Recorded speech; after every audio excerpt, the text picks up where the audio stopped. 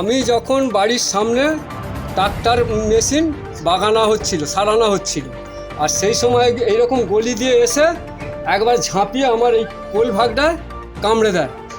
এবার আমি উল্টে পড়ে যাই, হনুমানটা বেরিয়ে চলে যায়। এবার আমাকে সেই দিনে দিই আবার আমাদের ঘোষপাড়ায় গিয়ে ওনাকেও একজনকে মহিলাকে এই তলপেটের সামনে ও ছিঁড়ে দেয়। আমি যখন হসপিটালে চিকিৎসা করছি তারপরেই দেখি ওরাও আসছে। তখন আমি বললাম কী ব্যাপার, বলছে আমাকেও ছিঁড়ে দিয়ে গেলেই।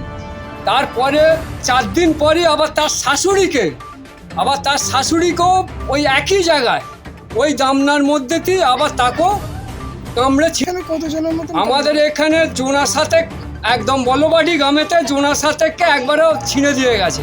হনুমানগুলো এখনো পর্যন্ত আছে এখানে কদম গাছের গাতে রয়েছে। এই সকালবেলা আমি দেখে আসছি। বন দপ্তরকে জানিয়েছেন? বন দপ্তরকে জানানো হয়েছিল। বন দপ্তর একটা ওই ছোট্ট মুরগির খাঁচার মতন বসিয়ে দিয়ে যায় তেঁতুল গাছের গোড়ায়, ছোট্ট ছোট্ট 2টো কলা দিয়ে যায় আর একটা ছোট পচা আপেল দিয়ে যায়, তাতে ঝুলিয়ে বেঁধে দিয়ে গেছে। সেই খাঁচা এখনও পড়ে আছে, তাতে কোনো হনুমান ঢোকেও না আর সাড়াও করেনি।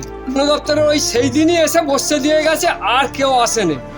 সেই খাঁচা আজকে 1 সপ্তাহ ধরে পড়ে আছে, ওখানেই পড়ে আছে, এখনো পড়ে আছে। আমাদের এখানে সবাই এখন বাচ্চা থেকে বড় কাউকে বাইরে বার করা হচ্ছে না, সবসময় গেট দেওয়া রয়েছে, সবাই আতঙ্কে রয়েছে, কেউ ভয়ে বেরোতে পারছে না, চানও করতে যেতে পারছে না পুকুর ঘাটে। আমার নাম অরূপ সাঁতরা, বল্লভবাটি।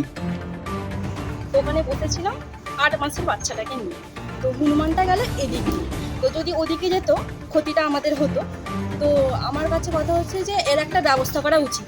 কারণ আমরা আমাদেরকে কামড়ালে ঠিক আছে, কিন্তু ওইটুখানি বাচ্চাদেরকে যদি কামড়ায় ওরা কি করে থাকবে? হ্যাঁ, বাচ্চারা তো বাড়ি থেকে প্রত্যেকটা বাড়িতে একটা করে বাচ্চারা বাড়ি থেকে একদম বেরোতে পারছে না। আমাদেরকে বেরোতেই হবে, আমরা যেহেতু কাজ করি বাইরে আমাদেরকে বেরোতেই হবে, কিন্তু বাচ্চাদেরকে কি করে আটকে রাখবো? বাচ্চাদের তো বেরোনো দরকার, ওদেরকে কতক্ষণ আটকে রাখবো? হ্যাঁ, ও বন দপ্তর যাতে এসে একটু সাহায্য করে, এটা খুবই দরকার। কারণ অতিরিক্ত হনুমানের হচ্ছে, প্রত্যেকটা মানুষকে কামড়াচ্ছে, প্রত্যেকটা মানুষকে। তারা ক্ষতি করছে না, ঘরের ভেতরে গিয়ে ঘুরে এসে আবার কামড়াচ্ছে, মানে প্রত্যেকটা মানুষকে। এটা একটা করা দরকার। আপনার নামটা? আমার নাম হচ্ছে পায়েল্লা। মানে আতঙ্কে আমরা ভয়ে ঘরের মধ্যে আছি। হ্যাঁ, করোনার মতো সকলেই ঘর থেকে বেরোতে পারছি না, একদম কোনো ব্যবস্থা নিচ্ছে না, কিছু করছে না। কিছু তো একটু করতে হবে বলুন।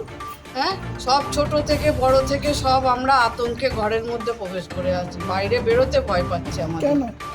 হনুমান কামড়াচ্ছে, ছড়ে দিচ্ছে আতঙ্কে এই পাড়ায় অনেকজনকে।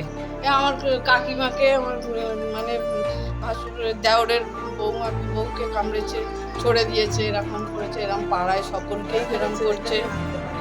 সুবিধা হচ্ছে তো, ভয়ে তো আঁকা স্কুলে পাঠাতে ভয় পাচ্ছে, কখন রাস্তাঘাটে কি হয় না হয় ওইটাই তো ভয় পাচ্ছি। হ্যাঁ, আপনার নামটা? কাকলি মন্ডল। বাড়ির মধ্যে